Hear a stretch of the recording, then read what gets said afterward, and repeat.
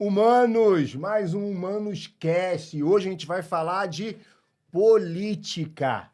Eu já vou dizer que o nome dele é Rafael Sattier e ele é vereador da cidade mais importante do Brasil, da cidade do Rio de Janeiro. Mas Rafael Sattier não está na Câmara dos Vereadores, ele está na quebrada, ele está na igreja, ele está nas ruas, ele está representando exatamente o que o seu coração gostaria de falar e ele, muito antes do mandato, já vem te dando vez e voz. Se você não conhece, essa oportunidade de você conhecer Rafael Sattier. Rafael, bem-vindo, meu irmão. Uma honra, meu irmão. É uma Que honra bom estar com ter você você aqui, Renato. Obrigado pelo carinho, obrigado pelo convite. Parabéns, cara, por esse trabalho. Acho que a iniciativa de comunicação é muito importante para dar voz, para dar vez a quem não tem. E essa iniciativa é fenomenal. Principalmente você, sendo esse host aqui, né? Um cara que a gente tem uma admiração muito grande, sobretudo pelas suas conquistas intelectuais, políticas, na academia. A gente conhece a tua história e você também acaba sendo uma referência para todos nós. Então, uma honra muito grande poder estar aqui com vocês. Obrigado, irmão. Bora, meu irmão. Rafael, nasceu aonde, irmão? Em que ano? Cara, dá pra falar a data, né? Homem não tem problema de falar a data, né? Cara, nasci no Jacarezinho. Na verdade, eu nasci no Engenho Novo ali, né? No Complexo do Lins, no Morro do Encontro. E fazia muito essa ida pro Jacarezinho, porque minha avó mora no Jacarezinho, meu pai mora no Jacarezinho, e minha mãe mora no Engenho Novo. Morava no Engenho Novo na época. Pra quem não é aqui do Rio de Janeiro, coração da Zona Norte. Coração da Zona Norte. Uma região hoje conflituosa de bem violência. conflagrada, Já era, né? Que ano? Já era. Só pra gente Eu nasci no ano de contextualizar. 1987. 87 estava começando alguma coisa, mas o Jacarezinho já era uma favela que estava dentro do cenário nessa década de 90 ali. Já estava dentro do cenário do tráfico, né? Uma coisa já era bem grande, justamente em razão da favela do Jacaré ser a segunda maior favela do Rio de Janeiro, perdendo apenas para a Rocinha. Tem outros complexos que são maiores, mas o complexo geralmente é um complexo de várias favelas. O Complexo do Lins, por exemplo, tem 9 favelas. O Complexo da Maré tem 13 favelas. No Jacarezinho é uma favela só, que tem uma extensão territorial absurda e uma densidade populacional, sem precedente. A gente está falando de muita gente ali naquela localidade. Então, o Jacaré ele sempre já foi essa favela com mais pujança para tudo. Para o empreendedorismo, para o trabalho e também para a questão da expansão do tráfico, né, e das facções criminosas. Sattier é filho de quem? Sattier é filho do Romildo Ferreira de Lima e da Roseli Conceição da Silva. Na verdade, o Sattier, ele é uma invenção artística, não é nem política. Que bárbaro. Na verdade, já que a gente está falando de humano, vamos humanizar isso aqui, né? O Sattier é Rafael Silva Ferreira de Lima. O Rafael Silva da Roseli e o Ferreira de Lima do Romildo, do meu veigo paterno, né? E eu nasço ali no ano de 1987, né? No dia 12+1 de março. Muito bom. E, cara, vem disso, né? O Rafael Sattier é filho de uma empreendedora maravilhosa. A minha mãe é uma grande referência familiar para mim, uma grande referência empresarial, de autossustento e de independência, sabe? Emancipação. Roseli nunca reclamou de nada, Roseli sempre saiu de casa para levar o pão de cada dia para nós. Ela é a verdadeira mãe, né? E é a mulher de favela que faz essas duas funções, né? De ser mãe e de ser pai. Meu pai, infelizmente, foi um pai muito ausente. Né? Então você não é uma exceção. Não, eu não sou uma exceção. A regra bateu ali no Jacaré, a regra, o menino da favela onde o homem foi embora. A regra periférica, né? E aí é que eu falo. Isso não tem nada a ver com a cor. Nada. Isso não tem nada a ver com a cor. Você tem muito branco nessas mesmas condições. Filhos órfãos de pais vivos. Essa é a grande questão que acontece muito dentro das favelas. Meu pai sempre teve um amor por nós, isso é inegável. No entanto, esse amor não convergiu em trabalho e em dedicação para o nosso crescimento, para a nossa criação, para o nosso desenvolvimento como seres humanos.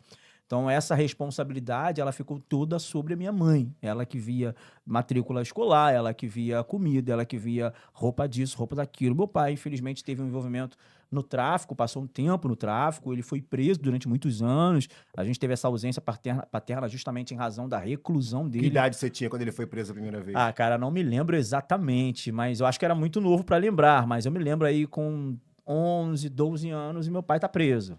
Entendeu? A gente tem uma... Você é um adolescente que já tem consciência de muita coisa. A gente tem uma realidade na neurociência que você, com conflitos como esse, que vão te gerar uma dificuldade de processamento tão grande que vai poder fazer com que você não tenha qualidade de pensamentos, que a gente bloqueia, irmão. É verdade. Bloqueia. Você viveu, talvez com 11 anos, você lembre de outras coisas boas que te fizeram alegria, que... Sim, Mas muitas. esse fato do pai preso talvez não seja uma memória acessível como uma forma de proteção. Hoje, o Rafael Satia tem consciência disso? Você revisita esse jacaré e revisita esse menino? Revisito. Na verdade, inclusive, não entendo da técnica da neurociência, tá? Mas eu entendo da técnica de vida, né? O que a gente entende na vida ali. O adolescente de 12 anos na favela, com essa vivência de pai ausente em razão de uma prisão, a mãe que também está trabalhando ali para sustentar e sozinha naquele corre ali, e a gente, de alguma forma, fazendo alguma coisa, acho que a idade dá para se comparar a um jovem de 16 anos, 17 anos aí, que tem uma família estruturada. Eu não estou dizendo que quem tem uma família estruturada desenvolve menos, não é isso. Mas eu estou dizendo que o senso de autoproteção e de responsabilidade acaba sendo muito maior. Eu sou o primeiro de 5 filhos. Então, eu que esquentava comida, eu que fritava o ovo, eu que fazia toda a história ali para os meus irmãos ficarem tranquilos. Então, eu com 14, 15 anos, já tinha essas responsabilidades. E ainda era figura paterna que não existia. Ainda era figura paterna que não existia para eles, né? Então, assim, de fato, até hoje, os meus irmãos, alguns deles, ainda mais agora, com tudo que vem acontecendo nos últimos 10 anos, minha vida comercial, empresarial e agora a questão da vida política, isso ainda gera esse sentimento de paternidade, não de dependência. Meus irmãos têm uma vida dependente, mas olham para mim, pedem conselhos. Pô, o que eu faria? O que eu faço aqui? O que você faria se fosse você? E eu acho isso muito interessante, porque a gente acabou construindo indiretamente, inconscientemente, essa figura paterna na vida desses irmãos. São quantos irmãos? São 6. Na verdade, parte de mãe são eu e mais 4. Meu pai tem mais 3. Então, em 7 aí ao todo. E você contou, quem não viu esse episódio no Brasil Paralelo, uma estratégia que a sua mãe utilizou para manter vocês longe da encrenca. Conta aqui pra gente. Cara, isso viralizou demais. Isso é um pouco do recorte do meu livro, já é a introdução do meu livro, O Capitalismo e a Favela. Por isso que eu falo, minha mãe é a maior referência de empreendedorismo, de se virar nos 30, que é uma gíria antiga para quem assistia a TV aberta do Faustão, né? É aquele quadro Se Vira nos 30. Minha mãe, favela é muito assim, não existe esse meio termo e o politicamente correto. Se misturar com pessoas erradas, você vai se transformar numa pessoa errada. Parece que hoje existe aí um filtro onde a gente não pode mais falar isso. Cuidado com aquela pessoa ali, que é aquela pessoa do mal, aquela pessoa vai te levar pro caminho errado. Eu sei que essa decisão parte da gente, parte do indivíduo, mas outras pessoas também podem influenciar numa decisão errada. Uma música que você ouve, um artigo que você lê, tudo que você consome, ele vai resultar naquilo que você é. Então, minha mãe entendia que se eu ficasse na esquina, com pessoas com más companhias, que fumavam um baseado, que bebiam uma cerveja, eu me tornaria essa pessoa. E aí, pensando nisso, ela compra pra gente com muito esforço um videogame. Minha mãe, eu me lembro, hoje eu entendo por quê, mas minha mãe comprava as coisas, gostava de comprar algumas coisas à vista. Ela juntava a grana pra comprar. E aí ela comprou um videogame pra gente. Na época era o Master System, e pra gente foi uma parada louca, porque o Master System, não sei se foi propositalmente, já não precisava comprar um cartucho. Na época era cartucho, né? A gente tem que explicar muita coisa na época aqui pra galera, né? Como funciona? Essa nova geração não entende. Então tinha um jogo da memória do Sonic. Cara, a gente ficou simplesmente viciado naquilo e era isso que ela queria. Essa era a estratégia, a gente não queria sair pra rua. Até que eu comecei a questionar, porque a gente jogava numa televisão, parece que de 19 polegadas, de tubo. Pô, e aí a imagem não ficava boa, aquela coisa de botar o bombril na antena e tal, não ficava boa. E aí a gente pediu pra ela, mãe, compra uma televisão melhor e tal. Nessa, como a gente pediu com muita urgência, em cima da hora, ela não comprou à vista. Eu lembro que eu estava no campinho jogando futebol, até que eu vejo 2 homens da Casas Bahia com uma caixa gigante, numa TV, cara, era, sei lá, na época era de 39 polegadas, que hoje é muito pequeno, uma TV de 39, mas na época, e era de plasma, né, cara? Era a TV Era que vocês não poderiam... Não, jamais. Jamais. Tanto que foi uma... A minha mãe inverteu a prioridade. A gente tinha algumas coisas na casa que precisavam ser feitas. Porque, assim, casa de pobre é muito assim, né? Você vai construindo cômodo por cômodo e você vai organizando cômodo por cômodo. Então, assim, você tinha o meu quarto para resolver algumas coisas, mas ela preferiu comprar a televisão porque o objetivo dela a curto prazo era nos manter em casa. Então, veja, agora a gente tem um videogame, E a gente tem uma televisão de 32 polegadas em casa. Cara, a gente virou ali, desculpa o termo, mas o cracudo do videogame. Irmão. Referência. Irmão, a gente só fazia. O nego batia na nossa porta e nada. Cara, cadê você? Tu sumiu. Videogame o tempo todo. E foi fundamental, cara, para que a gente realmente tivesse ali, naquele período, naquele momento, a escolha de não se misturar com determinadas pessoas que faria dano para nossa criação. Evidentemente que aí você, no documentário do Brasil Paralelo, eu conto um pouco da história da nossa família, do irmão que eu perdi pro tráfico. Essas decisões, né, a minha mãe fez o máximo que ela pôde fazer, e que na verdade fez tudo que ela pôde fazer, e conseguiu enquanto estávamos sobre a sua tutela. Enquanto estávamos sobre a sua responsabilidade. A saber, enquanto nós morávamos na casa dela, ela tinha o domínio total sobre nós e conseguiu mesmo, não com mão de ferro. Havia muita negociação. Minha mãe inclusive, a última coisa que minha mãe compra pra gente, eu me lembro também perfeitamente, foi um computador. Que aí já não era mais videogame, a galera queria falar no MSN, conversar no Facebook, no ICQ, no Orkut, né? E aí a minha mãe compra pra gente um computador. Eu lembro que ela comprou um computador no Extra, cara. Tipo, não se compra computador em supermercado, né? Mas ali era a condição que ela tinha pra parcelar e tudo mais. Ou seja, o meu irmão, ele acaba se envolvendo depois que a gente tem a maioridade, cada um vai decidir. O nome dele era Paulo Roberto. Paulo Roberto da Silva. Cada um vai decidir fazer. Cara, o meu irmão, eu digo pra você, muito mais inteligente do que eu, muito mais competente do que eu, muito mais disciplinado e obediente. Eu era, meu irmão, eu era mais velho, então eu tinha mais aquele sentimento de revolta. Essa ausência paterna refletia muito nisso. Isso é uma coisa importante. E isso não é desculpa de um homem, nada disso, de se eximir da responsabilidade. Mas muitos homens violentos com palavras, com mulheres, homens que não conseguem ser românticos, homens que não conseguem ser ali próximos de ser sensíveis, digamos assim, com sua esposa e com sua namorada, muitas vezes isso diz respeito à ausência paterna. Totalmente. Falta de amor, você nunca falta viu de homem carinho. Conversar, irmão? Como é que você quer bater um... Entendeu? Papai nunca conversou com mamãe. Entendeu? Qual é a referência que você teve? E isso vai mudar quando eu recebo Jesus no meu coração. Amém. Cara, assim, a escola cristã foi fundamental. Então você não vem de uma mãe crente? Não vem de uma mãe crente. Rapaz, não é novidade pra mim. Eu tinha certeza que era uma assembleiana então, que segurou você ali não, na religião. Mas ela sempre ia, mas não era aquela que ficava. Minha mãe, ela era volátil no que diz respeito ao seu relacionamento com Deus. Não sei por qual motivo, por qual razão. Meus avós eram fervorosos da Assembleia de Deus. A minha mãe já não, ela já nasce num tempo já que fica um pouco mais solta, mas sempre com temor a Deus. Então ela sempre visitava as igrejas, e eu ia algumas vezes com a minha mãe. Conhecia a palavra, ia, visitava aqui, mas não era aquela frequentante evangélica praticante. Eu me converto efetivamente com 15 para 16 anos numa igreja dentro da favela, no Morro do Encontro.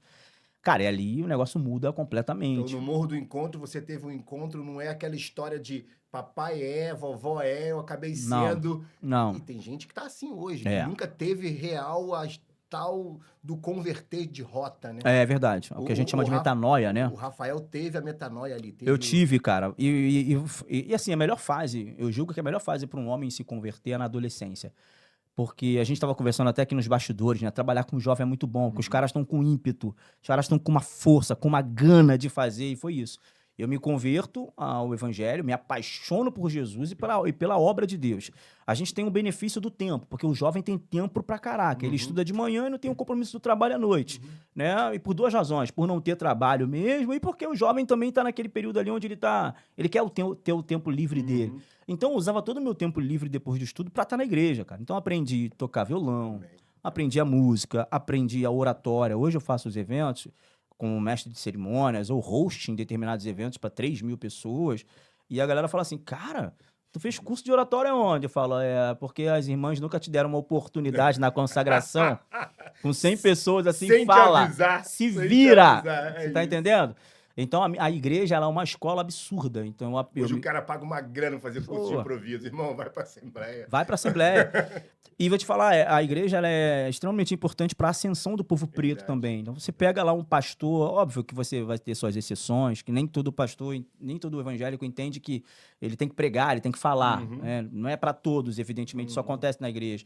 Mas quem fala, quem faz uso da palavra, ou pregando, ou entregando um sermão, ou coisa do tipo, ele tem muita habilidade nas palavras, cara. muita habilidade na questão da conjugação verbal, na questão da questão gramatical, vocabulário, muito vocabulário. Então, a igreja ela é um divisor de águas para a minha vida, no ponto de vista espiritual, que é o mais latente, mas também no ponto de vista social, porque eu comecei a me socializar com outras pessoas, com outras perspectivas. A favela é muito assim, cara. Quem não tá na igreja, ou quem não tá numa família estruturada, a igreja ou é família estruturada ou é igreja. Fora disso, é sacanagem. Então, quem tá na sacanagem tá pensando em roubar. Quem tá na sacanagem pode não estar, de fato, na questão da ilegalidade, da ilicitude. Mas o cara tá pensando no baile funk que vai acontecer na semana seguinte. A vida do cara é um looping. É eterno looping de fim de semana em fim de semana. Então, o cara não tem perspectiva de concurso público, não tem perspectiva de trabalhar, não tem perspectiva de nada. O cara que tá um pouco mais assim, ele tá pensando em trabalhar de carteira assinada, o sonho... Mas o cara não terminou o ensino médio, o cara não pensa nem em universidade, sabe nem o que é intercâmbio, sabe nem que isso existe. É uma visão muito limitada, principalmente quando se trata de favelas muito estruturadas. Porque a favela muito estruturada, que tem o baile funk, que tem a padaria, que é o caso do Jacaré, ela te mantém ali, porque ali tem um ecossistema que que retroalimenta aqueles moradores e que, de certa forma, é bom. Tá? Um entretenimento que para um jovem, qual é o jovem que não é cristão, dentro de uma favela, que não quer ir num baile funk, que não quer curtir. Então, a vida noturna, digamos assim, de entretenimento dentro da favela começa na quinta-feira e vai até domingo. Você tá entendendo? Fora disso, cara, você só vai conseguir ter uma visão exponencial da sociedade para além da favela por intermédio da igreja, ou quando você tem uma família estruturada que os pais falam assim, ó, tem que fazer um cursinho de inglês.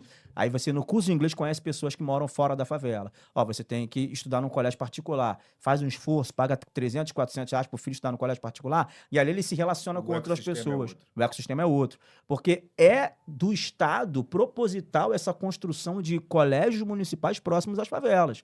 É para justamente o jovem não sair do ecossistema. Você lembra da série Todo Mundo Odeia o Chris? Claro. A mãe dele, a Rochelle, ela queria que ele estudasse no colégio Dom Corleone, que era um colégio longe da rapaziada do Brooklyn ali, entendeu? Para justamente ele se envolver em outro ecossistema. Então, eu estudei no Colégio Pedro II. Isso também foi fundamental para mim. O meu ecossistema, eu me envolvi com a playboyzada. E é importante, cara. Isso já há quantos anos? Não, eu estudei no Colégio Pedro II desde a 3ª série. Ótimo. Isso é importante, cara. E eu falo, por que é importante? A igreja também acabou acontecendo isso. A igreja era na comunidade do Morro do Encontro, na favela. A igreja cresce de membro, o espaço lá fica pequeno, a gente tem que alugar um espaço na Rua Barão do Bom Retiro, que já era a rua principal do bairro. E aí ônibus, aí passa aí a molecada do prédio já vai pra igreja. Aí tu começa a falar com os caras com 16 anos igual você, mas os caras lá na frente, pô. Eu tô fazendo cursinho, não, que eu tô fazendo intercâmbio. Muitas coisas é pelo dinheiro, mas muita coisa é pelo acesso à informação que a rapaziada da comunidade não tem. Perfeito. Então, pô, peraí, concurso público, você tá estudando pra ESA? O que é ESA? Pra mim, o quartel tem que só me inscrever, pô. Só me alistar, com 18 anos, mas a galera com 16 já se preparando pra ESA, se preparando pro CPOR. Você tá entendendo? Os cursos dos tenentes temporários. Então, é um outro ecossistema. Então, a igreja é fundamental para isso. Sobretudo para a formação das famílias. Eu tenho uma defesa da fé muito grande do ponto de vista de vida e do ponto de vista de mandato político, porque eu entendo que a igreja ela é fundamental para a ascensão do preto, para a ascensão do pobre e para a formação da família. Você vê, por que eu saí da favela? Eu morei na favela até o casamento.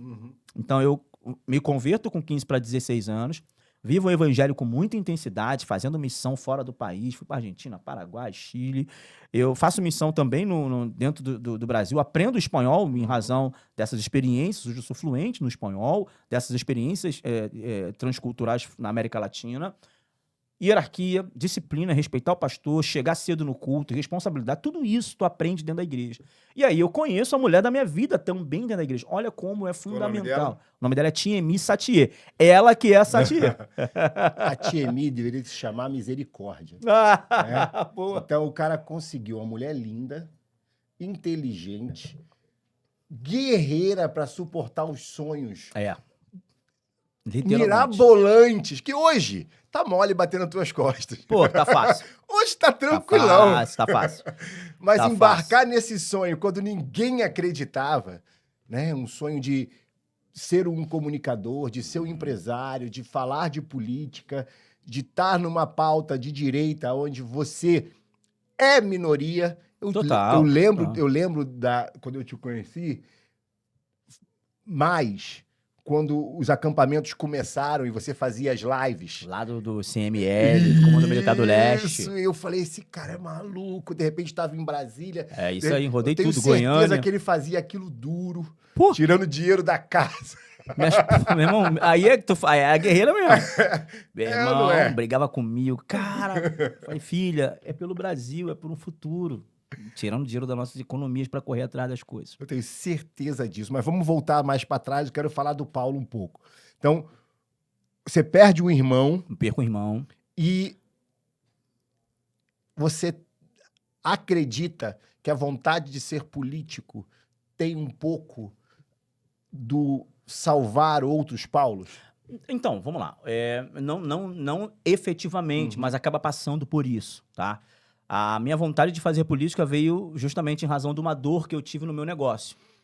Eu já militava politicamente, eu já estou militando desde 2012. Manifestações contra os 20 centavos, Dilma Rousseff. A gente fez manifestação contra o ex-governador do Rio de Janeiro, Cabral, depois o ex-governador Wilson Witzel. A gente sempre militou na rua, na época ali logo da ascensão das redes Já sociais. partidário? Não, nunca partidário. Nunca partidário. Depois surge o nome do Bolsonaro, que vai começar a surgir ali no CQC, a galera satirizando o Bolsonaro. Eu falei, cara, é estranho, mas eu concordo com isso aí, cara. Esse cara, ele tem razão, ele fala um negócio duro, mas eu concordo com isso aí. E aí eu comecei a entender, 2014 aparece o Bolsonaro na primeira pesquisa, pontuando 2% e tal, bem relevante ali. E depois as manifestações fora Dilma, de 2016, aí eu já estava bem mais maduro politicamente, mas apartidário. Sempre nas ruas, a gente manifestou em São Paulo, Brasília, manifestação em Brasília. Até que surge realmente o nome do Bolsonaro no sentido de, pô, ele vai ser o candidato a presidente. E daí eu vou lá e faço campanha pra ele na internet, compartilho, perco amizade pra caralho, aquele processo normal, né? E tudo mais. Não acredito que você é desse cara. E beleza. E daí o Bolsonaro ganha a eleição, eu falo assim, pô, parei, minha vibe não é isso. Eu sou empresário, na época eu tinha uma hamburgueria. Boa. Meu auge da hamburgueria artesanal, eu tinha 12 funcionários, eu tinha, pô, sei lá, para mais de 10 motoqueiros, né, motoboys, né, que faziam Isso lá no Engenho Novo? Isso no Engenho Novo, na Rua Barão do Bom Retiro. Boa. Eu começo a hamburgueria por uma dor, porque eu tinha uma agência de publicidade. Eu abro a agência de publicidade, pego vários clientes do setor privado, estava fluindo bem, até que surge um cliente político, campanha eleitoral. Olha como eu entrei para a política efetivamente, hein, por um desprazer. Nós fizemos um contrato, esse agente político me deu a metade do valor, nós entregamos tudo que ele pediu, contratei funcionários, freelance, aluguei equipamentos, não é barato, equipamento de áudio e tudo mais, e de vídeo. E aí a gente entregou e a gente nunca... Ano? Isso foi parece que 2013 ou 2014. 2014, foi campanha de 2014. E aí, cara, a gente nunca recebeu a segunda parte do valor. Dívida. Aí eu paguei quem eu tinha que pagar, paguei os equipamentos, os freelancers, sobrou R$ 1.600. Com R$ 1.600, eu fui no Filipão da Penha, que é um cara que vende produtos para hambúrguer, essas coisas. Comprei mercadoria, peguei um trailer emprestado, que deveria ter 3 rodas, mas deveria ter 4 rodas, só tinha 3, eu tinha que andar com ele assim. Coloquei esse trailer na frente da farmácia do Ângelo e Raquel, gratidão a vocês. Eles cederam a luz pra gente, a gente pagava a diferença mensal e cederam o ponto. Ali eu comecei a vender hambúrguer. Sendo que eu sempre trabalhei com excelência, cara. Tudo que eu boto pra fazer, a mão pra fazer, eu faço com excelência, porque eu aprendi aonde? Na igreja. Tá bom. E aprendi na igreja, excelência. Esse empreendedorismo na favela. Exatamente, com a minha mãe. Se vira, meu irmão. Minha mãe vendeu pão, quebrou. Minha mãe vendeu pizza, minha mãe vendeu... Se vira, dá teu jeito. Eu fico imaginando alguém da classe média tentando fazer, como é que a gente chama? Uma transição de carreira. Eu quebrei aqui, agora eu vou tirar um sábado, um ano sabático. A galera tira ano sabático. Vou ver como é que eu vou fazer os meus investimentos. Você tem 30 dias com 1.600, vai vencer o aluguel daqui a 20 dias. Bora, meu irmão. É teu jeito. E aí o momento mais rápido, o negócio mais rápido para você fazer grana é comida. Você bota ali e você já vende e tal. Então eu fiz cardápio, como eu tinha a expertise da agência de publicidade, eu fiz toda uma parada. E eu botei na internet, tipo, o nome era Delicious. E aí, quem olhava na internet pensava que era uma parada gigantesca, mas era um trailer, cara. A gente entregava, era maneiro. A parada fluiu tanto que eu investi numa loja de R$80 mil. Eu investi 80 mil numa loja, no mesmo bairro, na mesma rua, no mesmo local. E ali eu tava no auge da minha empresa e tudo mais.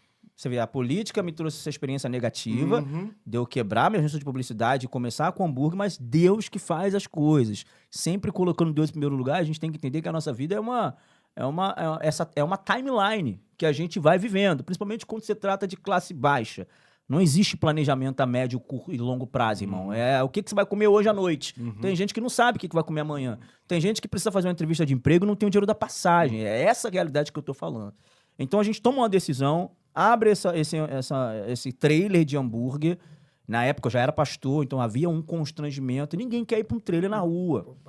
Ninguém quer ir para um trailer. Não adianta romantizar a favela, não adianta trocar o nome de favela para comunidade. O rato tá passando lá, o cheiro de bosta ainda tá lá. O cheiro de maconha, muitas vezes, na tua porta tá lá. Então não adianta tentar romantizar mudando a palavra, achando que vai mudar o contexto, a realidade das pessoas que ali vivem. Então não adianta. Quem tá hoje trabalhando num trailer pode até botar dinheiro no bolso, porque bota. Mas muitas vezes começou pela informalidade mediante a necessidade. Das portas fechadas. As portas que foram fechadas, exatamente. Ele queria, talvez, estar numa universidade, pegar um canudo, papirar e trabalhar. Mas o Brasil, aí é uma questão política, realmente é um país muito fechado economicamente e acaba gerando essas consequências no que diz respeito a empregos formais. Então eu começo o trailer, abro a loja, cresço na loja, mas aí me vem um problema. Segurança pública, porque eu abri uma loja muito bonita num bairro muito ruim. Cara, eu tenho fotos dessa loja. A parada era tipo assim, as pessoas achavam que estavam na Tijuca. Caraca, cara, isso aqui parece a Tijuca, parece barro, atendimento, cardápio, o hambúrguer artesanal, o blend que a gente fazia. Eu estudei a parada, eu estudei o negócio. Além da questão do marketing, que eu imprimi o marketing, então tráfego pago. Tinha fila para entrar. Sexta, sábado e domingo, então depois de cultos, galera saía pro culto, mas o bairro era perigoso. Olha a ausência do Estado aí, ó. Mesmo você sendo um filho do bairro. Não, eu sou filho do bairro, cria do bairro ali, né? O nego não quer saber, mano. Hoje o nego tá roubando e assaltando dentro da própria comunidade. Antigamente você tinha um certo respeito e ética. Aqui não, nesse perímetro aqui não. Hoje não tem mais isso. E daí, olha só o que acontece.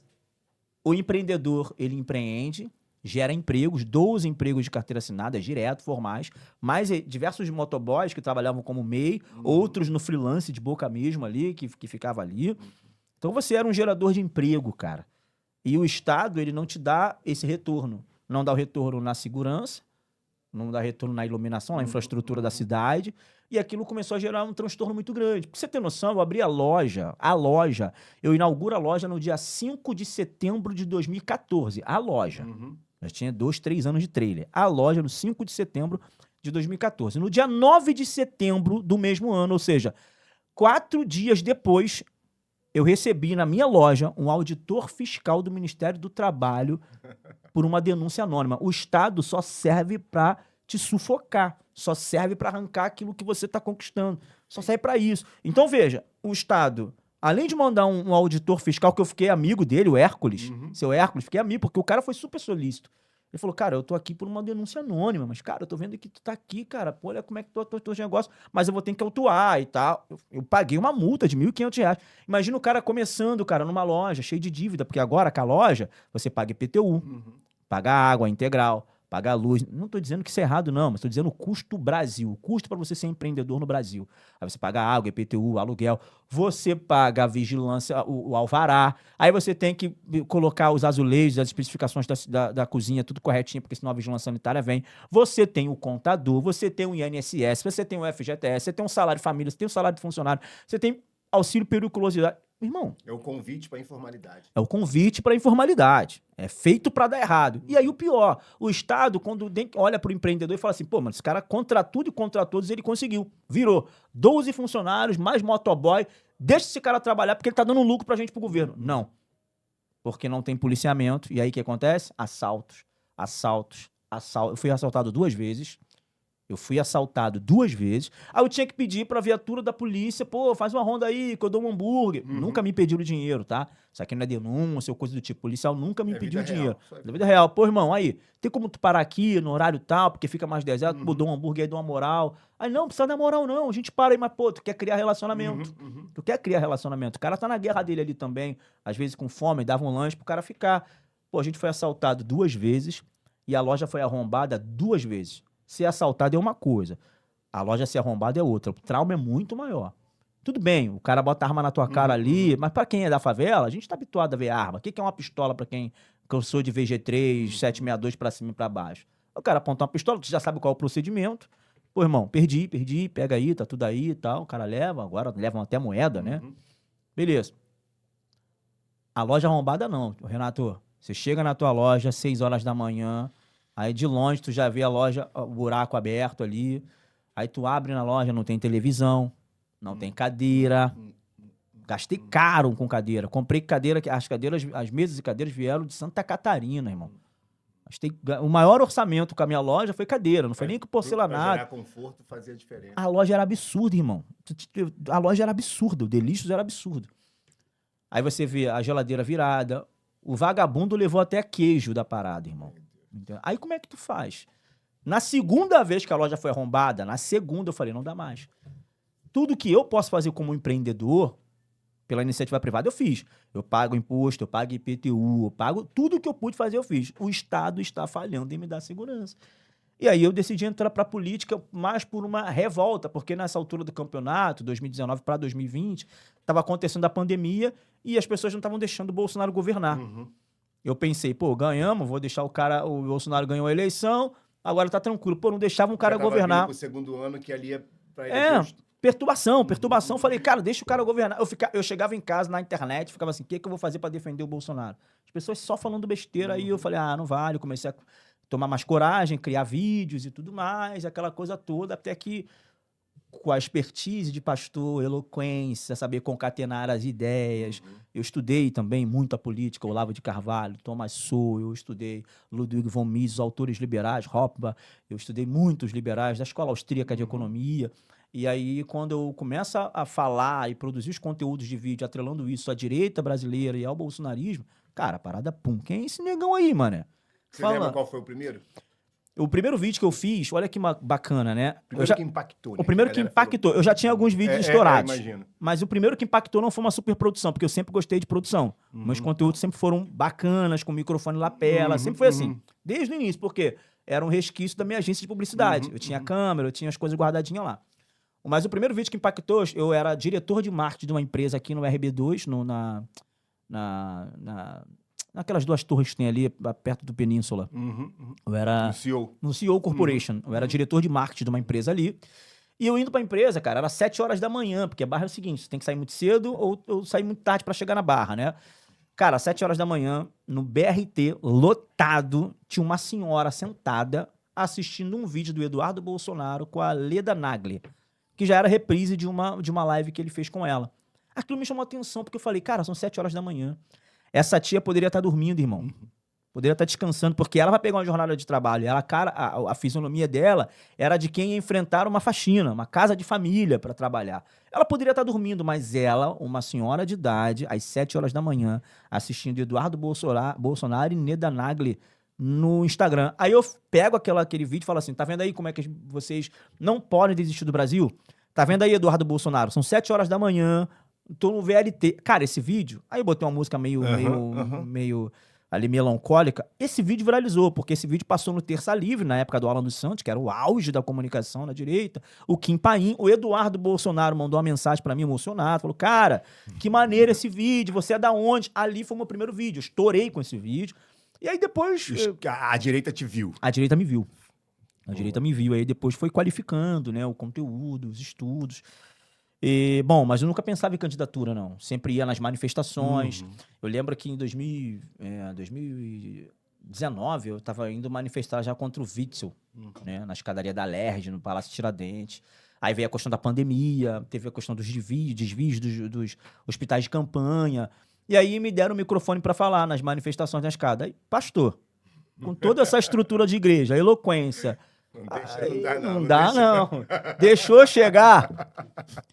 Se deixar a gente chegar, já era. E aí eu comecei a falar, a galera falou, cara, tu manda bem, cara. Tu tem que ser candidato. Porque a galera se emociona também, né? Tem que ser candidato. Eu falei, não, cara, como assim, pô? Eu tô chegando agora, que candidato? Nem sei como é que é isso, nem sei nem qual partido e tal. E aí eu fui participando das manifestações, até que eu tive a oportunidade também de fazer uso da palavra numa manifestação em Copacabana, mais de 100 mil pessoas. E eu falei, e quando eu desci do trilho, uma galera, cara, que maneiro o teu discurso e tal. Até que eu conheci o Alan Lopes, cara. Na verdade, não. Eu conheci o Alan Lopes bem antes. Conheci o Alan Lopes em 2018, na época do Bolsonaro. Alan Lopes é um deputado do Rio de Janeiro. Foi deputado com o papai, um parceiro. um querido, irmão em Cristo, e o segundo momento que eu encontro o Satie é na Alerj, assessorando o Alan Lopes. Fora os nossos encontros nas Assembleias de Deus, pela cidade do Rio de Janeiro. É isso. Lá na Alerj. Como é que foi? Sair da rua, da militância para assessoria parlamentar. Foi uma parada muito bacana. Foi muito legal isso. Eu fico muito feliz, cara, porque realmente é uma timeline de construção. Não é uma coisa repentina. Eu não estou aqui porque eu viralizei num vídeo. Esquece isso. Eu não estou aqui porque eu virei a sensação, porque eu falei uma palavrinha bonita. São anos de trabalho, de plantio, de semeadura, de militância. Eu conheço o Alan em 2017, 2016 ali. O Alan lança uma candidatura em 2020 a vereador, a gente não ganha essa eleição. Ele já era gigante, o Alan. Mas a gente não ganha porque foi na pandemia, o auge da pandemia. A eleição de 2020 foi uma eleição muito, muito louca. De casa. Difícil, muito difícil, todo mundo em casa. E daí, a gente não ganha eleição, e aí eu falo com ele, cara, agora vamos construir para 2022. Aí, pô, mas como assim? Vai ficar comigo? E eu recebendo várias propostas, porque eu já tinha uma relevância na internet. Então, muitos deputados, isso não é uma questão de serem desonestos, não, tá? O cara me viu, não sabia que eu trabalhava. Cara, vem trabalhar comigo, salário aqui. Mas eu decidi ficar com o Alan, primeiro, pela identificação, segundo, pela verdade. O cara é um parceiraço, entendeu? O cara é um irmão pra mim. O Alan é meu irmão. Hoje eu considero o Alan é meu líder político. A especulação da imprensa sobre uma possível candidatura para deputado federal, a Folha de São Paulo já vem falando isso e tudo mais. Eu recebo até muito bem essas notícias, acho que é interessante quando você vê que as pessoas estão te alçando a um cargo. Não sou eu que estou forçando a barra, não. As pessoas que estão te alçando, acho isso interessante. Cara, eu posso chegar a senador da República daqui a 70 anos. O Alan vai continuar sendo meu líder político. Justamente pela maneira que a gente se comunica e a maneira que a gente se trata. Nunca teve indiferença, nem diferenças, né?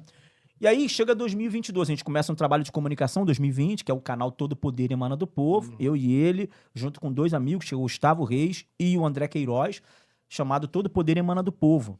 Cara, a parada foi uma febre, um auge. A gente teve um dia que a gente colocou ao vivo, Renato, 69 mil pessoas ao vivo assistindo a gente no YouTube. Imagina, você tá sendo... Pô, agora mesmo, eu no Pânico, eu tive participando do Pânico, nessa segunda participação minha, pô, botou 70 mil pessoas ao vivo. Eu tô falando de 2025. O Pânico que já é o Pânico. O Pânico já é o Pânico. O Pânico, pô, meu irmão, o Pânico tá em milho, né? Imagina um canal na internet, no YouTube, botando 69 mil pessoas. Foi isso que aconteceu. Eleição chegou. Alan Lopes, 42.720 votos. Então, a minha persistência em permanecer com ele, a minha fidelidade em permanecer com ele, me rendeu assessoria. Vem trabalhar comigo. A semente da lealdade nunca falha. E não prescreve, irmão. Nunca. E um homem de caráter reconhece isso. Vale a pena. Vale a pena. Um homem de caráter reconhece o trabalho que você fez para ele. Foi o que ele fez. Reconheceu, me chamou para o gabinete. Eu era gerente de marketing de um colégio privado e eu dividia a minha vida política de produção de conteúdo com a carga horária de trabalho. 8 horas trabalhadas e depois tinha que produzir conteúdo. Mas muitas vezes eu ficava atrasado, porque o que acontecia 10 horas da manhã, como notícia... Já viralizou. Eu não tinha como mais fazer nada quando chegava em casa às 6 horas da noite. Já viralizou, o assunto já não é mais novidade. Quando eu entro para a Alerj, Assembleia Legislativa do Estado do Rio de Janeiro, para assessorar o deputado Alan Lopes, sendo chefe de comunicação dele, agora, mano, esse pretinho aqui, inteligente, que estudou a política, tá falando política, vivendo política 24 horas. Aí é difícil de segurar. Porque o Alan me deu total liberdade. Irmão, faz pra mim e manda a brasa no que você quer fazer pra você. Usa toda a minha estrutura.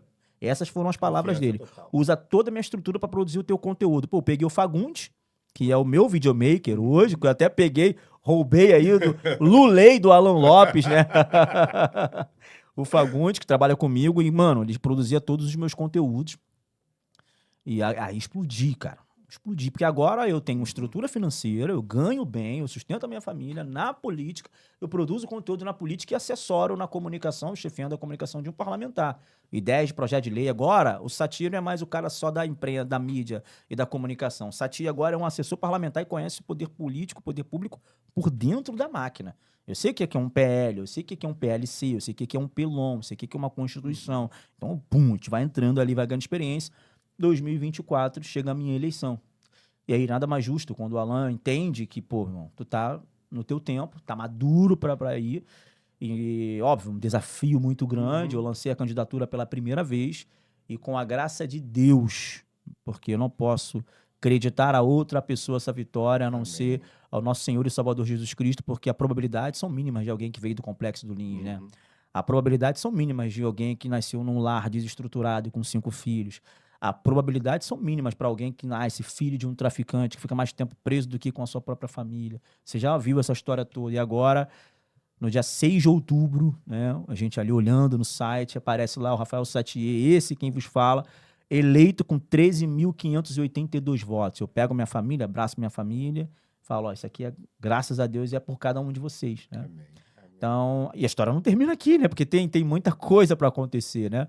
E daí a gente ganha essa eleição, agora eu sou um político, sou um mandatário. E a com testemunha, mandato. você que não é do Rio de Janeiro, está vendo isso talvez numa outra época, a eleição do Rio de Janeiro que o Satier ganhou e eu concorri no mesmo pleito, foi uma eleição completamente atípica do ponto de vista financeiro, irmão. Esquece.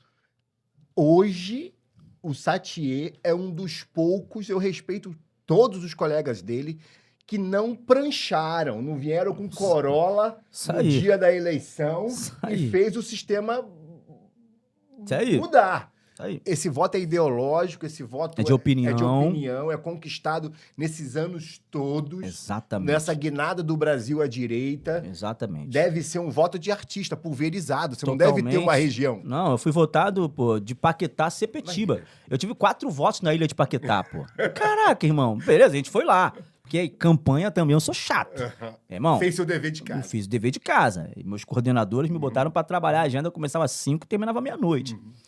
Pô, a gente teve voto em todos os bairros do município, né? E aí é o que eu tô te falando. Eu ando na Barra da Tijuca, que é um bairro nobre aqui do Rio de Janeiro. Pô, e tem desembargador falando, votei em você, negão. Pô, peraí. É um voto qualitativo. Bem como eu tenho voto no Complexo do Alemão. No CPX do Alemão eu tenho voto lá. Mas é bom você falar do voto do Alemão, que uma das pautas da esquerda é dizer que Uruan e Pose é quem representa a favela. Pô, né? Essa favela é conservadora, é preta, não ouve Uruan no seu streaming, tá ouvindo Cassiane. Cassiane. E tá preocupado em comprar uma roupa bonita para ir para a igreja. É isso. E empreender. Empreender. Muitos dele empreendem. Então a favela ela é conservadora. Favela não é a favor do aborto. Por isso que você tem essa dissidência de vós criando os netos. Porque a avó não quer que a mãe tire, porque esse é o linguajar para o assassinato de criança, né? Na favela. Não, você não vai tirar, não. Esse é o termo que se usa. Você não vai tirar, não. Deixa vir, porque quem vai criar é a vovó.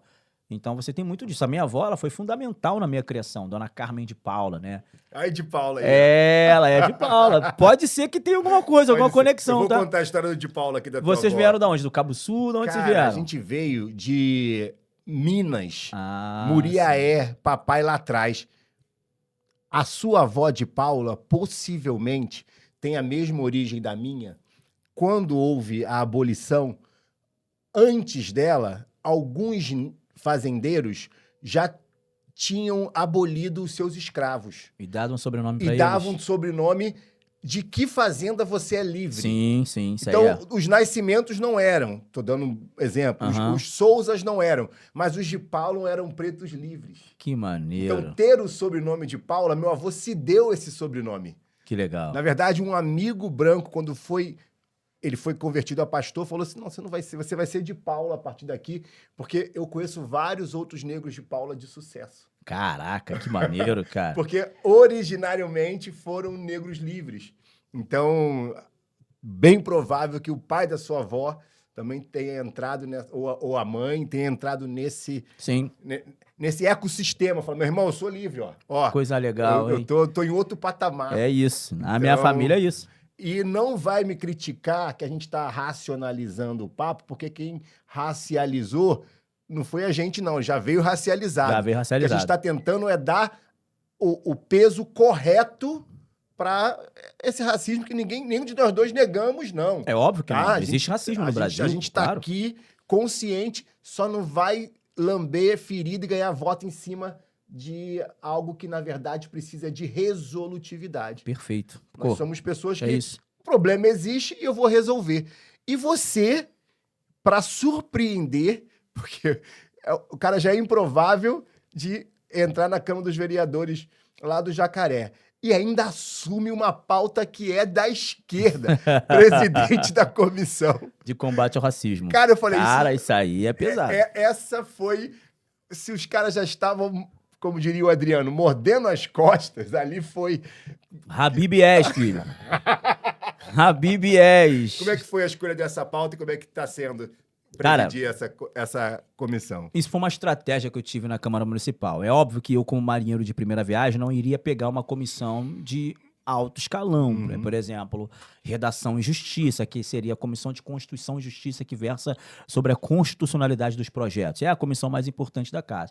É evidente que eu não pegaria, por exemplo, a Comissão de Orçamento, que é a que cuida de todo o recurso financeiro da casa. Isso aí são vereadores que têm 5, 6, 7 mandatos, que é o caso da Rosa Fernandes, por exemplo, que é uma vereadora que tem 7, 9 mandatos, né? É uma decana lá na casa, né? Você tem o Hinaldo, né, que é da Comissão de Redação e Justiça. Então, o que eu fiz? A Comissão de Educação é uma comissão muito importante também. Aí eu conversando com o presidente, porque a articulação se faz nos bastidores, antes de começar o mandato, porque eu não começo o mandato efetivamente quando eu sou empossado. Eu já comecei a articular antes. Eu ganhei a eleição, na semana da eleição eu fui na Câmara Municipal pegar o regimento interno. Perfeito. Queria entender como é que funciona aquele ali. Eu sou disso, aprendi na igreja. Se você quer falar sobre alguma coisa bíblica dentro da igreja, você tem que ler Bíblia. Então eu li os 66 livros, eu estudei teologia sistemática, apologética. Eu fui antes de começar a falar de qualquer coisa, né? Na política eu fiz a mesma coisa. Antes de falar, de analisar a política, eu fiz. Estudei o Olavo de Carvalho, me matriculei no COF, não terminei o curso online de filosofia dele. Eu estudei. E na política, a primeira coisa que eu fiz foi estudar. Agora eu quero entender como é que funciona esse ecossistema aqui dentro da casa.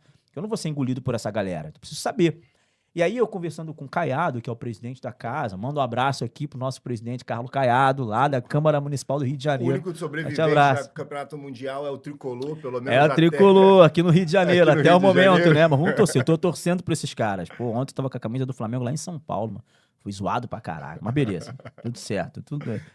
Vamos chorar depois, né? Vamos chorar depois. Eu falei, Caiado, ele falou, e aí, irmão, qual é a comissão que tu quer? Porque eu comecei a entender, o vereador tem direito à comissão, existem comissões permanentes, existem aqui que não são permanentes, regimento interno me deu tudo isso.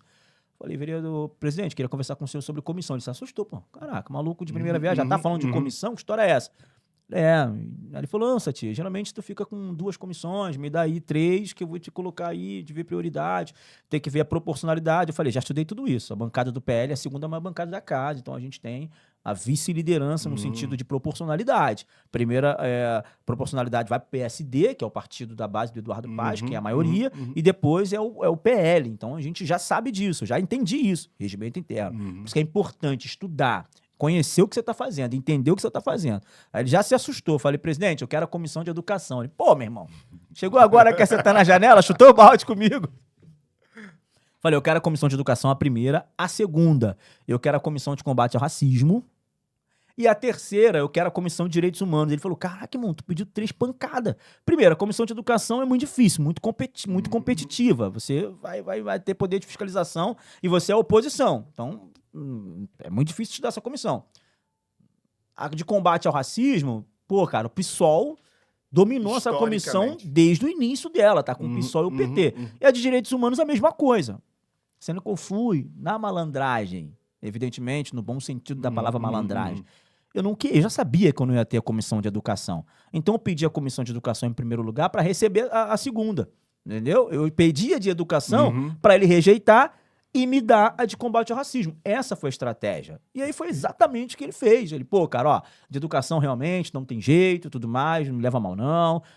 Pô, ele é muito cordial. O cara pô, irmão, esquece. Ele é de um partido que da base e tal, mas ele é um cara muito correto e lida com o parlamentar, com o vereador com muita independência. E não é discurso, não. O Caiado sempre fala, o parlamento é soberano. E eu já vi agentes do Poder Executivo em comissões serem enquadrados, no bom sentido da palavra, pelos vereadores com a anuência e complacência do presidente da casa. Não, ó, esse projeto que vocês mandaram para casa aqui não tá com pouca explicação, tá com pouco subsídio informacional, explica melhor pra gente porque o parlamento é soberano. E muitas vezes projetos que não foram nem pautados, nem na comissão, voltaram para serem aprimorados porque o presidente Caiado foi pulso firme. Então não significa que, por ele ser base, que ele deixa passar tudo do Eduardo. As coisas não funcionam assim. Eu faço essa defesa aqui ao Carlos Caiado. E aí ele me dá a comissão de combate ao racismo e me dá a vice-presidência da Comissão de Direitos Humanos. Então hoje eu sou o presidente da Comissão Permanente de Combate ao Racismo Desbanquei o PT, desbanquei o PSOL e tem negro conservador de direita bolsonarista nessas comissões que outrora foram sequestradas pela esquerda.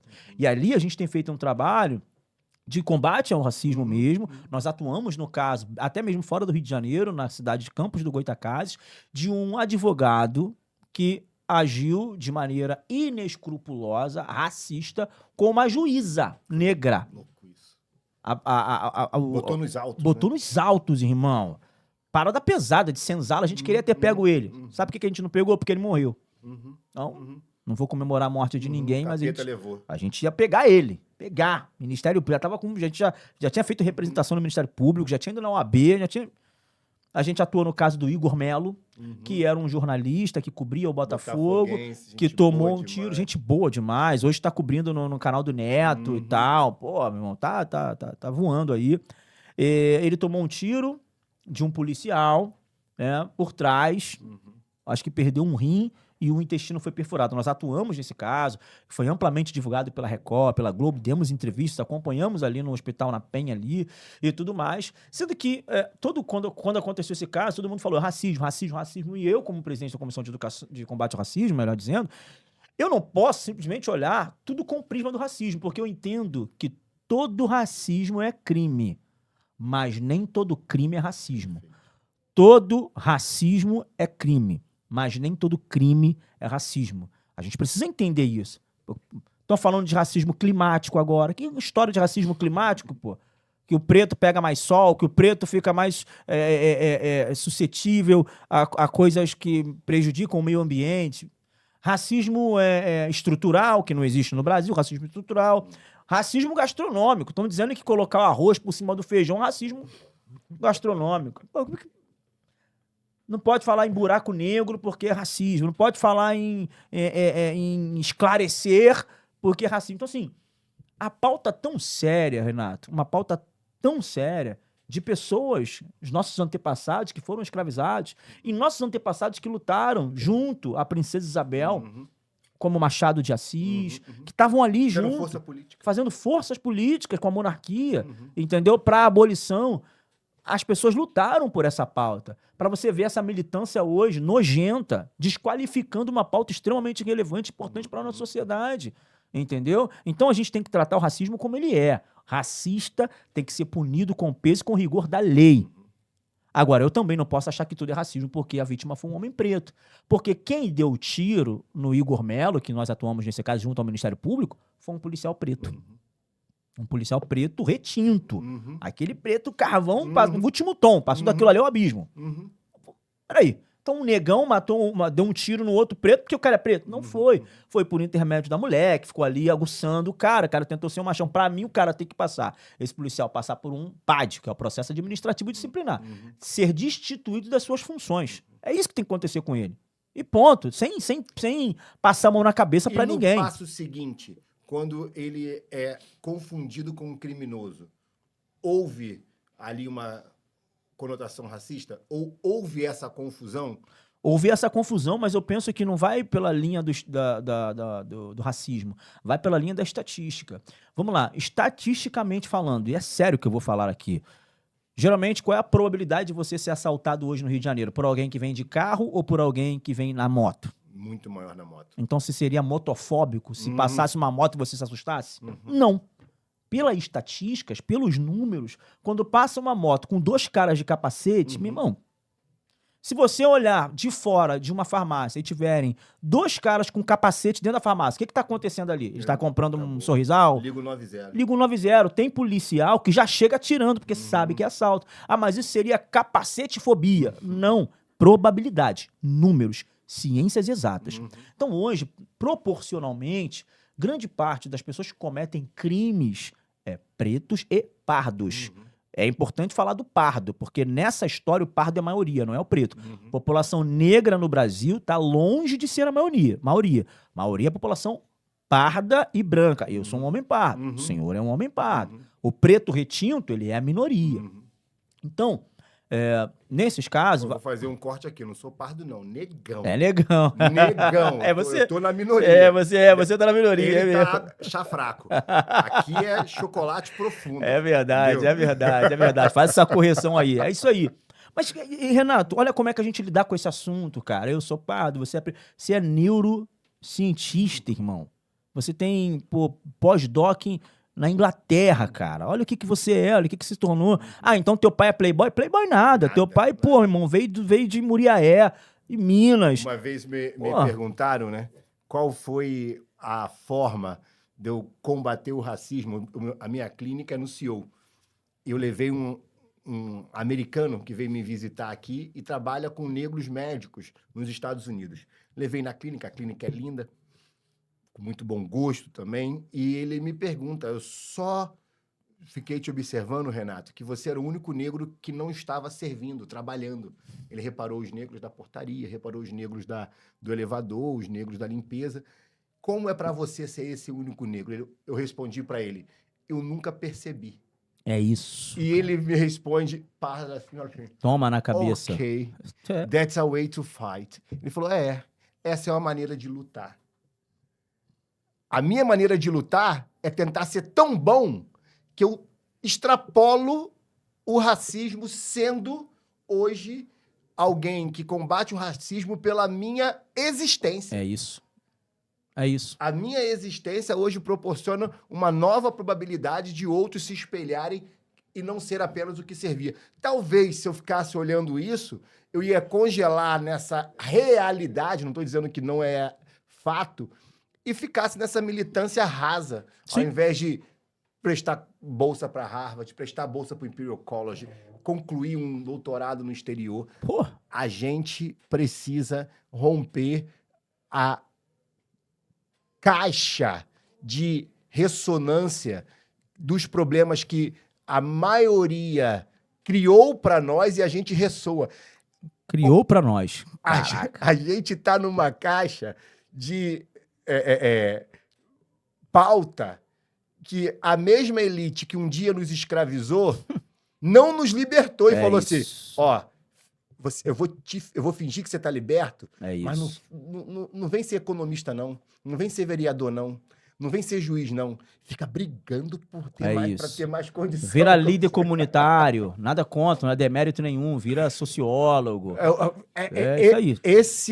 Essa é a fronteira imaginária que eu vou deixar você vir. E quando a gente rompe, os nossos gritam conosco. Claro. E a gente rompe pelos nossos próprios méritos, pelo capitalismo, pelo empreendimento, pelo empreendedorismo. É isso. A gente não esperasse, tá falando de duas pessoas que estão no Estado servindo a população. Sim. Mas se eu esperasse do Estado, eu estaria no pior lugar, na escola da beira da comunidade, você no trailer. É isso aí. O capitalismo é para quem empreende, acorda, arrisca e consegue prosperar sem ter tempo de reclamar. Exatamente. Contra tudo e contra todos, porque isso é uma verdade. Isso não tem cor não, tá? Não tem cor. Tá difícil para branco, tá difícil para preto. Tá. Se o branco dormir, a onda leva. É isso. Então, quando você pega a Comissão de Combate ao Racismo, você combate o racismo com os pés no chão. Irmão, você elevou sem emoção. O patamar. Tem que elevar. Tipo assim... Tem que elevar. Tudo passa... Não, nem tudo. Vamos ver se é aqui mesmo o departamento. Acho que não é aqui não, irmão. Tem que ter coragem para fazer isso. Eu acho que o departamento... Sua queixa não é daqui. Sua queixa é do consumidor.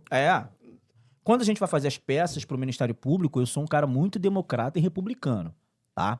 Politicamente falando. Eu não estou falando de democrata e republicano no sentido dos partidos norte-americanos, não, né? Porque o democrata é o partido mais progressista, o republicano é mais conservador. Eu falo de democrata no sentido real da democracia e republicano no sentido real de compartilhar, de entender todos os lados. Cara, eu chego para o meu... Aí a minha comissão é composta por um vereador do PT, que é o Leonel de esquerda, e uma vereadora do PSOL, que é a Thaís Ferreira.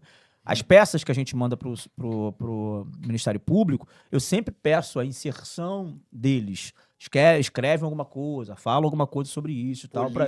Política sendo feita, fala-me. Quando eu pego a peça...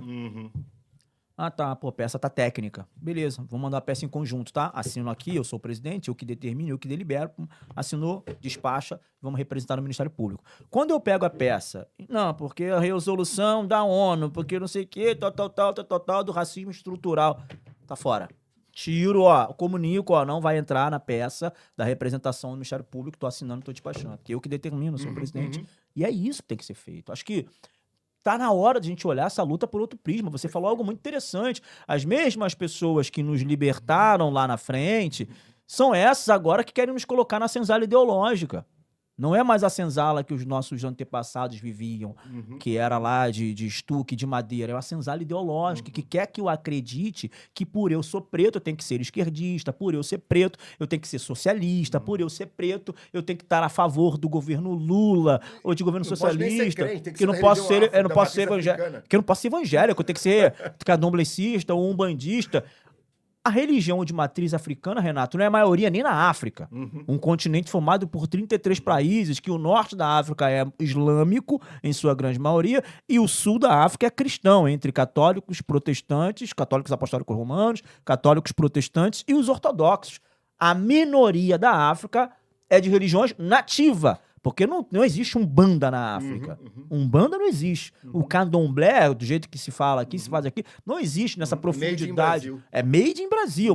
Não pode nem dizer que são religiões de matriz africana, porque matriz trata-se de um protótipo originário. O McDonald's que se come aqui, o padrão do Big Mac é o mesmo que tem lá. O serviço, o tempo, a batata, a fritura. Por isso que é franquia. Por isso que é de matriz. A matriz é uma, as filiais repetem o padrão da matriz. Se você fala de religião de matriz africana, você tem que entender que o candomblé e a umbanda deveriam ser praticadas na íntegra lá na África. E não é assim que acontece. A gente continua sendo tão usado, como fomos durante a história, só que dessa vez de forma ideológica, que quem diz pra gente ser da matriz africana, tenta ir faz uma visita antropológica nos terreiros.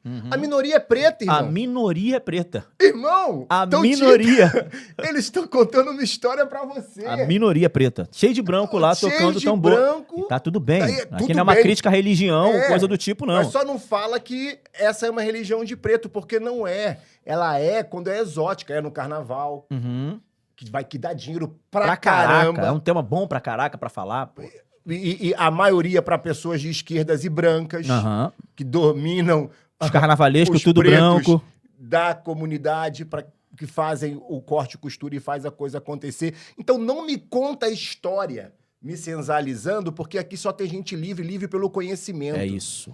Uma vez que o conhecimento existe, ele é a única ferramenta que te faz enfrentar um sistema que ainda quer te oprimir. E outra, você fala de algo, cara, você fala de algo muito interessante sobre essa questão das ferramentas que querem nos oprimir, essa questão religiosa, que predominantemente os brancos que determinam isso pra gente, que querem que a gente escolha, inclusive, a religião que a gente tem que professar. Não, ele quer fazer um nós contra eles. Exatamente. Peraí, até roupa, Renato, os caras estão voltando a usar roupa da África. O que tem a ver com a África? Não tem nada a ver com a África. Eu sou brasileiro, nato, graças a Deus, meus pais nasceram no Brasil, nasceram no Rio de Janeiro. Alistair Hume, meu amigo. Nunca vi o cara de roupa de escocês. Pô, de saia, com gata de fole por aí, pô. Não existe história essa, cara. Então os caras querem ficar... Meu irmão, mas isso faz parte do processo de retração ou de inacessibilidade ao que o Ocidente vive. Aqui, ó. A gente podia estar bebendo água no copo descartável, irmão. É isso. A gente podia estar bebendo água no copo descartável, mas o negão é chato. O negão é tinhoso. Ele meteu uma taça, eu tô com a água assim, ó, pra aromatizar, pra sair o oxigênio, não é nem vinho, mas eu quero, porque é isso, irmão. Rapaziada, tem que ter acesso aos talheres, ao restaurante. O McDonald's nunca foi caro. O McDonald's nunca foi caro, nem agora e nem no tempo dos meus pais. Mas sempre foi inacessível, porque na cabeça dela, da minha mãe, era muito caro, ela não podia ir ali. Mas o Big Mac do meu tempo era, sei lá, R$10. Se você contar a inflação, era o preço do Bob's. Por que a gente nunca comeu? Por que eu demorei pra comer o McDonald's quando eu mesmo fui ter o meu próprio dinheiro e fui comprar? Por quê? Porque minha mãe achava que fosse caro. E é essa mentalidade que esses esquerdistas querem ainda implementar nos nossos moleques hoje. E aí você tem a anarcocultura, você tem a produção intelectual, porque a influência do MC Pose é uma grande influência. E a gente não pode negar que ele conquistou o espaço dele por intermédio daquilo que ele canta. Se você gosta ou não, é um porém. Eu particularmente não gosto, mas tem mercado. E existe um respeito mercadológico quanto à produção fonográfica dele. Até porque somos capitalistas, irmão. Capital. Vambora. Se ele bota o cordão de ouro do Pitbull Vambora. dele, ele comprou com capital.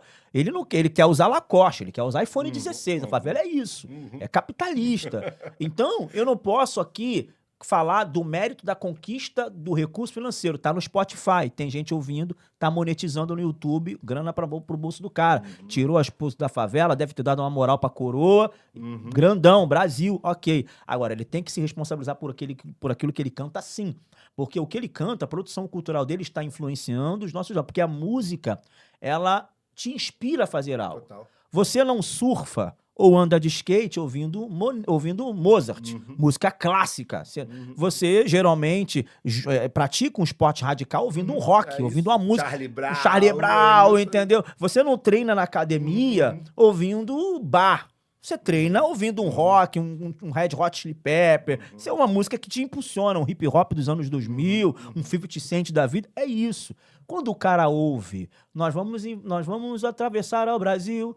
A Brasil, que diga, é a Avenida Brasil. E explodir, né, o carro forte. É que eu não sei quem tá de Glock. E o outro também tá de Glock. Cara, o que o moleque da favela, ouvindo isso, é impulsionado a fazer? Fazer exatamente o que a música tá cantando. Então, ganha dinheiro, ganha. Fica rico, fica. É o capital. Tá maneiro, tá tudo certo. Agora, tem responsabilidade com aquilo que você canta. Por quê? Porque, querendo ou não, gostando do Pose ou não, ele é uma influência. Ele é uma influência. Ele, o Oruan e tantos outros. E eu olho para esses caras que conseguiram, através da produção cultural, seja, aí a gente vai entrar no que é a cultura, o que é a narcocultura, a produção que eles fizeram, fonográfica, melhor dizendo, porque eu também sou produtor, já produzi disco, já sou cantor e tudo mais. A produção fonográfica deles conseguiu fazer com que eles se emancipassem do tráfico de drogas, por exemplo. Eu posso dizer que a arte, a cultura ou a produção musical salvou a vida do MC Pose, que tava lá de 762, tem vídeo dele lá, foi preso. Cara, a música salvou o cara, tá tudo certo, mas tem que ter responsabilidade. Tem que ter responsabilidade. Então, a gente tem que fazer com que os moleques da favela acessem outras coisas. Pô, o Pose não tá acessando outras coisas? Não tá morando num lugar legal? Todo mundo da favela tem que vir morar na Barra? Não vai dar. Não vai dar, tá tudo certo. A gente entendeu isso. A esquerda fica tentando romantizar isso. Ah, que o pobre... Tem gente que vai continuar na condição que tá, independente de governo. Isso é até bíblico. Uma certa vez, uma mulher ungiu os pés de Jesus com unguento. Judas chegou assim e falou, que desperdício, poderia ter vendido esse unguento por 300 denários, mas Judas era ladrão. E todo ladrão diz que vai ajudar os pobres. Eu tô falando de Judas, tá? Não estou falando dele. É só coincidência. É só coincidência. Jesus responde para Judas assim, Judas, os pobres sempre terão convosco. Então, assim, o problema da pobreza não é um problema do capitalismo, não é um problema do comunismo, não é um problema do socialismo. Eu sei, tem muito crente que se acha de esquerda, que é um outro fenômeno que a gente tem que entender. Ou ele não sabe o que é o esquerdismo, ou ele não sabe o que é o cristianismo, que acha que Jesus multiplicou pobre. Jesus não multiplicou pobre, Jesus não era socialista. Jesus multiplicou pão. Multiplicou pão, multiplicou peixe, alimentou a multidão. Socialista multiplica pobre. A gente sabe que os modelos de governo, os modelos econômicos vão dizer respeito a quem vai produzir mais pobre e quem vai produzir menos pobre. O modelo capitalista, ele produz menos pobre. Mas eu não vou nem entrar nesse assunto. Eu estou dizendo que, Renato, os pobres é um problema que existe desde que o mundo é mundo.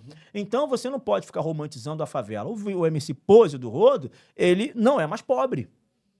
E ele está retroalimentando as pessoas a permanecerem naquela condição, ao menor pegar uma arma, ao menor invadir a Avenida Brasil, estourar o carro forte, porque tá de Glock. Que isso, cara? Ele vai tomar um tiro. E a parte que ele toma um tiro na cara? E a parte que, pô, como aconteceu com o menino, o rapaz lá do Complexo da Maré lá, o segurança do TH, a foto do cara viraliza. Imagina a mãe vendo aquilo ali. Essa história triste ninguém conta. E a parte que não tem um velho bandido, É. Pelo menos não no tráfico. Entendeu? Sabe, duas ponderações do que você vem falando.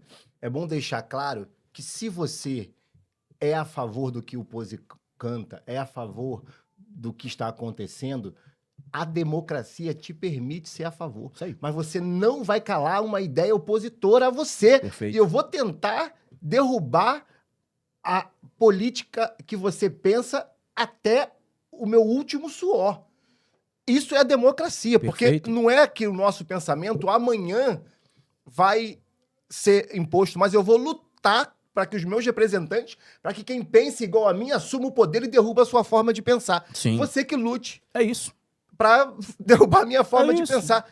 É isso. Esse é um regime democrático de direito. É isso. Eu lembro da Angela Merkel votando contra o aborto. Na Alemanha, a Alemanha ultraprogressista, ela fez esse discurso meu.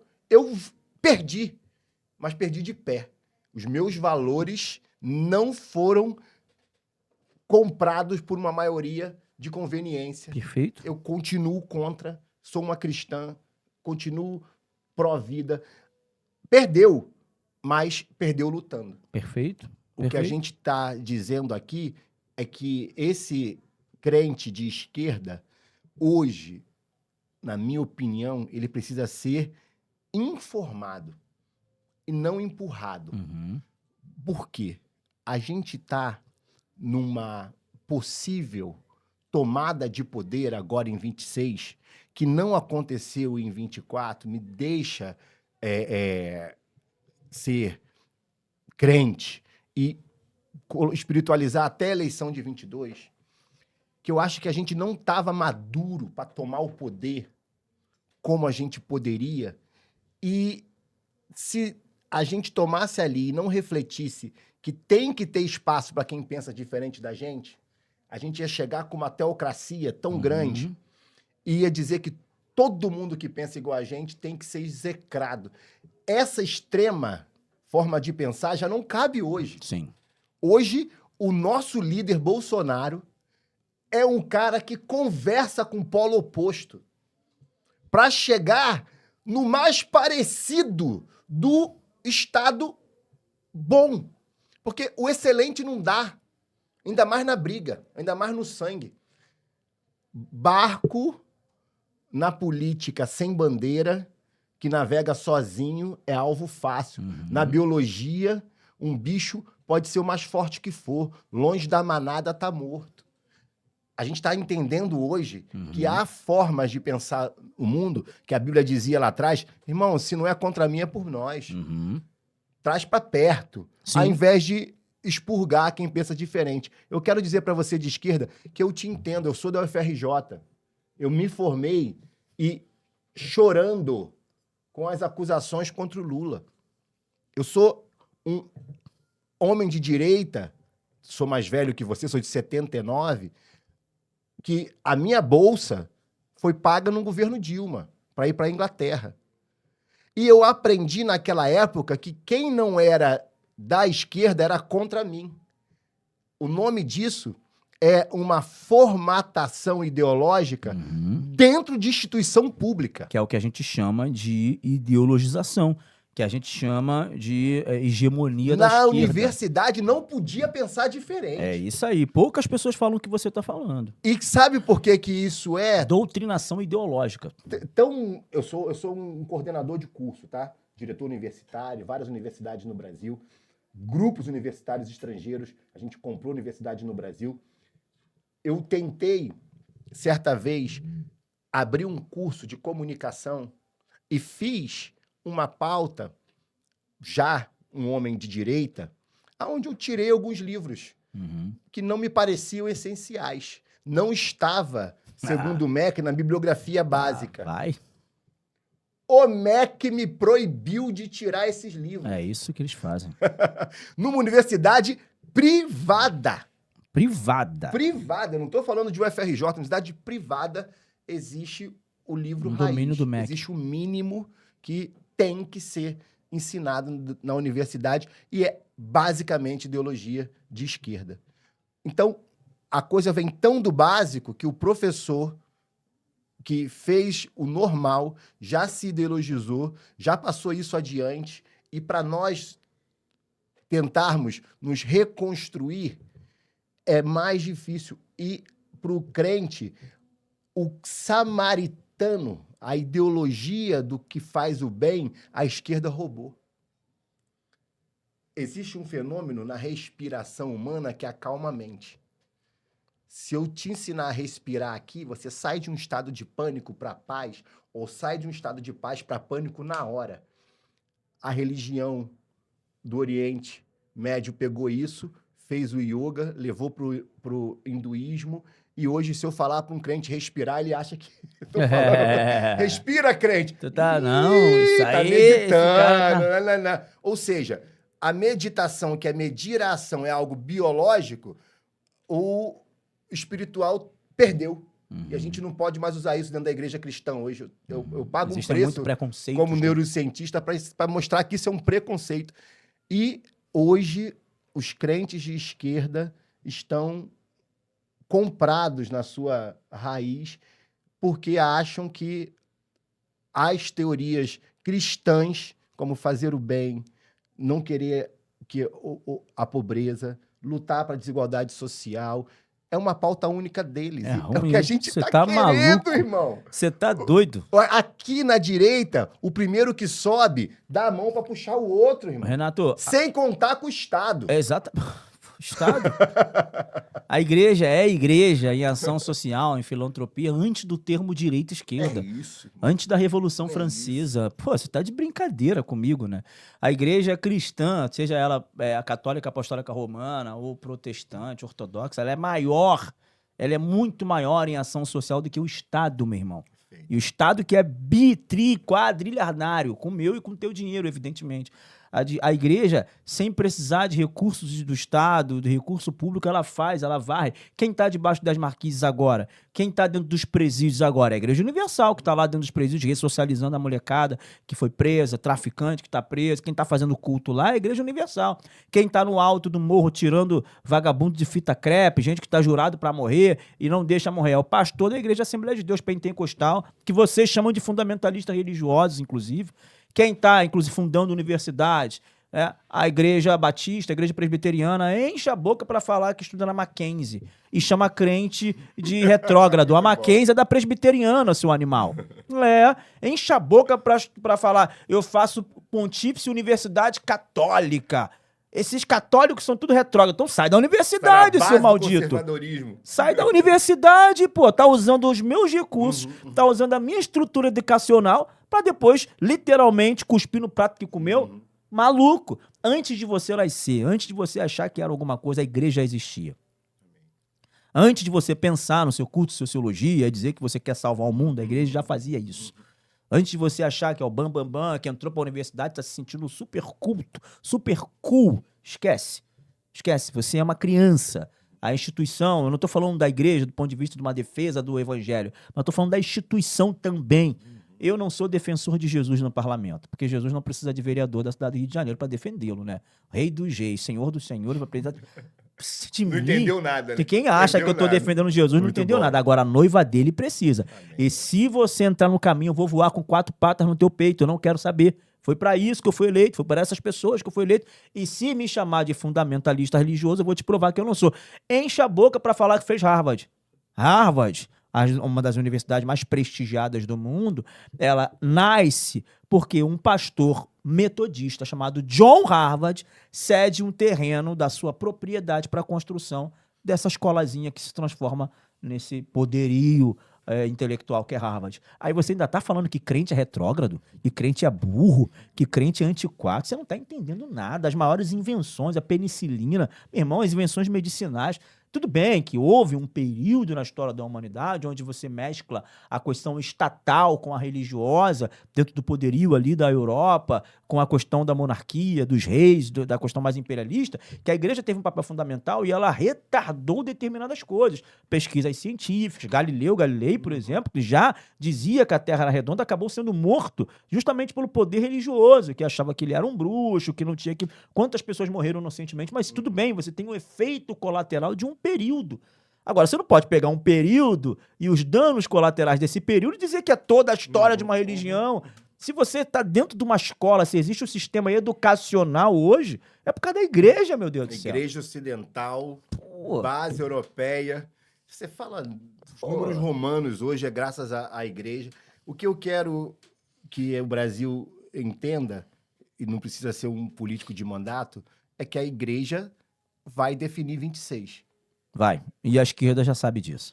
E a tentativa da esquerda em se parecer amiga dos religiosos, amiga dos crentes, tá quase ridícula, não tá não? Tá feio. Tá feio. Para que tá feio, gente. Alguém ensina. Eu vi o Randolfo esses dias Para que chamando tá feio, gente. o pessoal pro culto. Eu falei, não. Não. Não é crente, não. Igual o André Valadão. Você não é crente, não. André Valadão que mete essa, né? Você não é crente, não, meu filho. Randolfo Rodrigues, não dá. Você tem... Meu filho, tem que comer muito feijão com arroz para entender o organismo, o ecossistema. E que são pessoas que durante muito tempo também negligenciaram e se eximiram da responsabilidade eleitoral. Eu entendo isso. A igreja queria cuidar da vida, do ser humano, das pessoas. Mas o progressista tentou entrar na igreja, impedindo o pastor de falar o que a Bíblia diz. A Bíblia diz que os afeminados não herdarão o reino dos céus. É uma coisa que acontece nas quatro paredes da igreja. Está na Bíblia, está escrito. E a esquerda foi lá e processou um montão de pastor por causa disso. A esquerda processou o pastor Jorge Linhares por ter uma escola privada da Batista Getsemane, privada, foi representado no Ministério Público.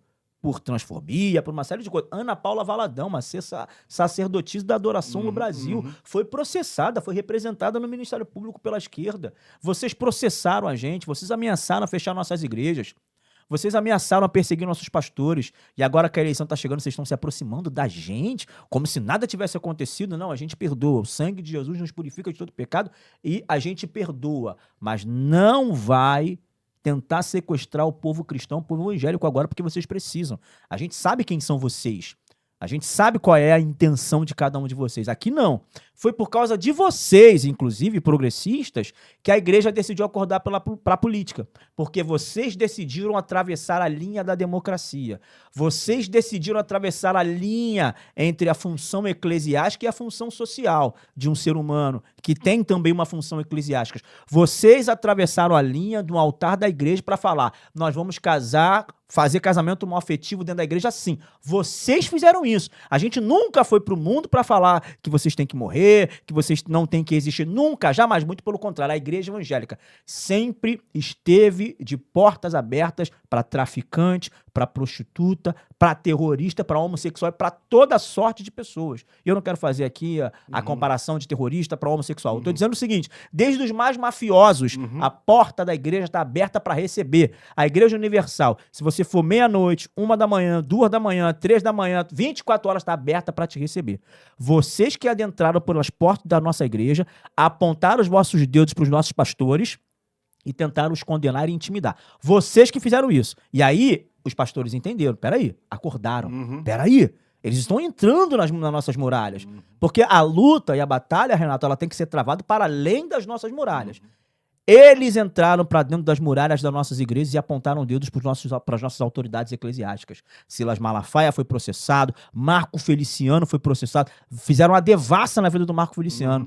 Eles ultrapassaram a barreira quando a Globo tentou prender o bispo Edir Macedo. Eles ultrapassaram a barreira.